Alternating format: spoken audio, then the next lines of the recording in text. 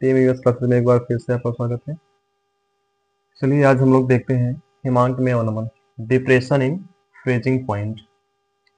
इसकी एक डेफिनेशन है, देख लेते हैं इसको भी कि किसी विलायक में अवाष्पशील विलेय मिलाने पर विलयन के हिमांक में जो कमी हो जाती है उसे ही हिमांक में अवनमन कहते हैं।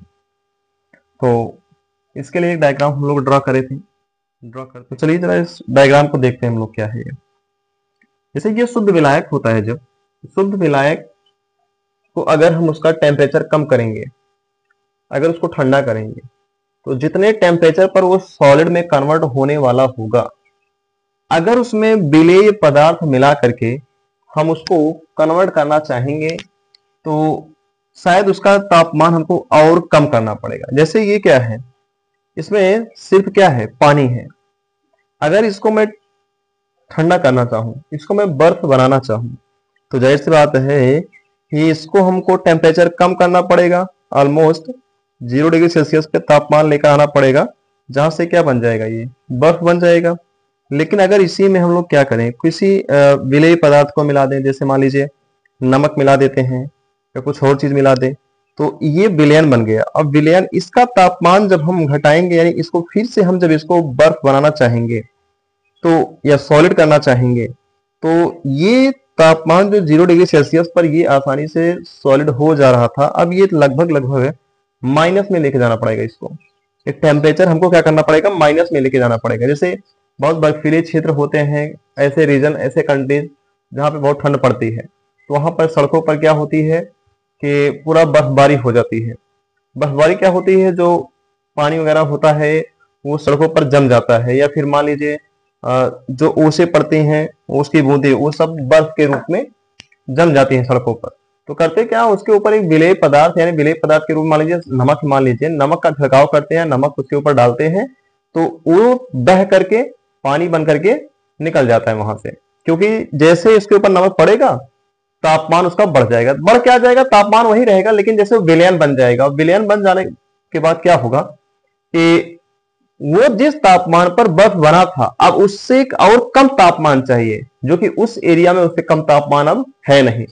जितना कम होना था वो हो चुका है और उसी पर वो बर्फ बन चुका है। और जैसे ही आप उसके ऊपर नमक डालते हैं, उसकी डिमांड बढ़ जाती है कि और तापमान घटाया जाए ताकि फिर से ये बर्फ बन सके, क्योंकि अब तो विलयन बन गया। तो अब उससे नीचे तापमान जाता नहीं है, तो वो जाहिर सी बात है क्या हो जाएगा, वो बह जाएगा, लिक्विड के फॉर्म में आ जाएगा। तो ऐसा ही कुछ है क्या, हिमांक में अवनमन।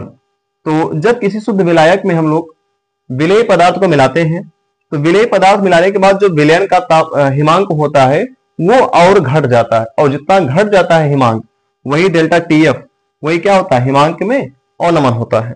तो इसका रिलेशन ये देखते हैं हम लोग कि डेल्टा टीएफ बराबर क्या होगा, T not F minus TF. जो टी नॉट एफ है क्या है, ये शुद्ध विलायक, ये है, ये शुद्ध विलायक का तापमान है, और ये जो टीएफ है हमारा, ये विलयन का तापमान है। तो इसके लिए रिलेशन बनता है, डेल्टा टीएफ डायरेक्टली किसके ऊपर डिपेंड करता है, मोलैलिटी, मोललता के ऊपर डिपेंड करता है। जहां पर हम इसके प्रोपोर्शनलिटी को हटाते हैं तो एक कांस्टेंट लग जाएगा इक्वल टू के एफ। ये क्या है, अवनमन स्थिरांक है, के एफ इंटू एम।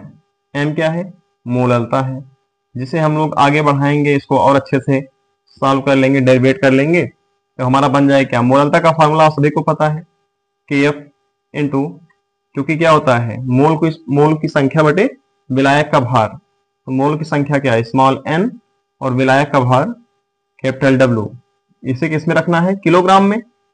इसको हमको किलोग्राम में रखना है। मान लीजिए अगर ये ग्राम में दिया होगा क्वेश्चन में, तो ऊपर हम क्या करेंगे, 1000 से गुणा कर लेते हैं, ठीक है, तो ये हमारा बन जाएगा किलोग्राम में।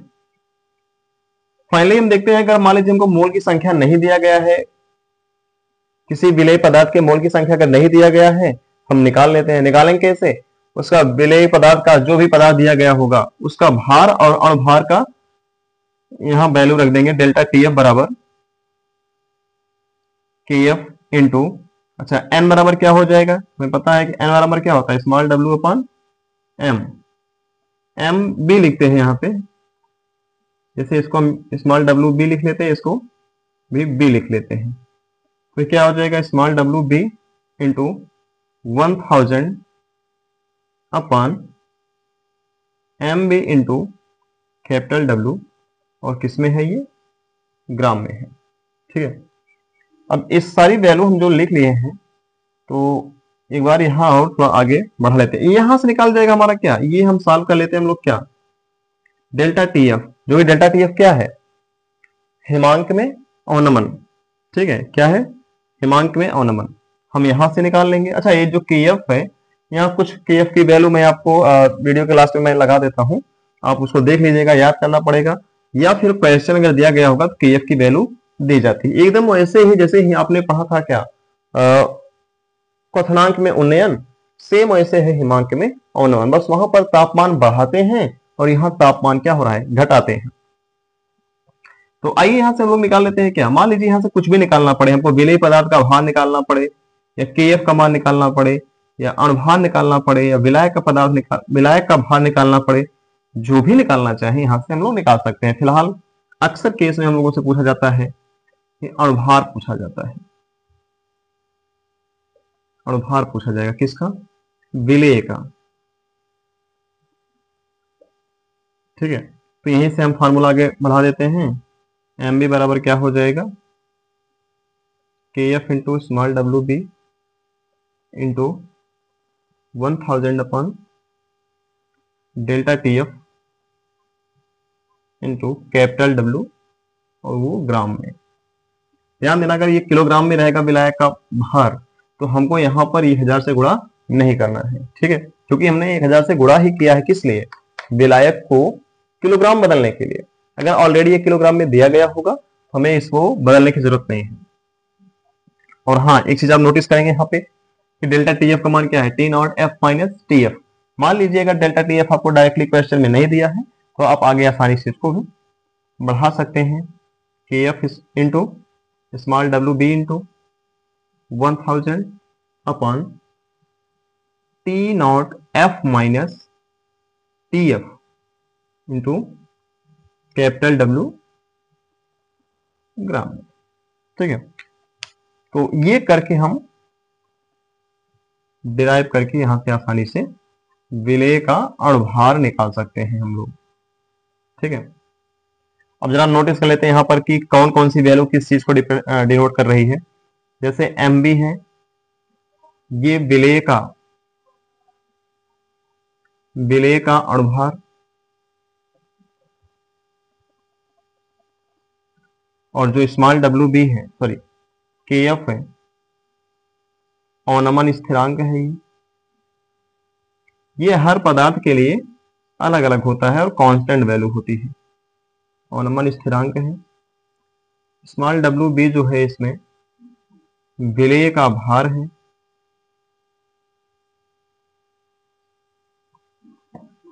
और क्या था इसमें, डेल्टा टी एफ हिमांक में अवनमन है। आप जानते हैं डेल्टा टी एफ क्या है, हिमांक में अवनमन है।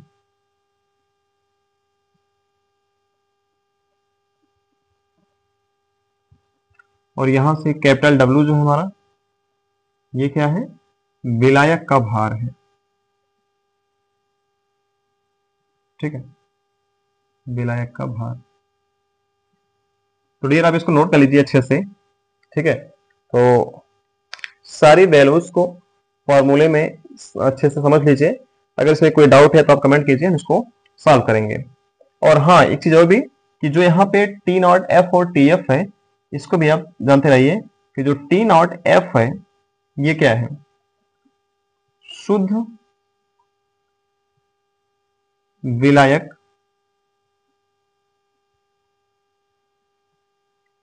शुद्ध विलायक का हिमांक, और जो टी एफ है, ये क्या है, विलयन का हिमांक। टी एफ क्या है, विलयन का हिमांक। ठीक है, तो आप इसको नोट डाउन कर लीजिए, स्क्रीनशॉट कर लिख लीजिए। हम फिर से आपको क्वेश्चन के साथ मिलते हैं, कुछ क्वेश्चन करते हैं हम लोग, देखते हैं।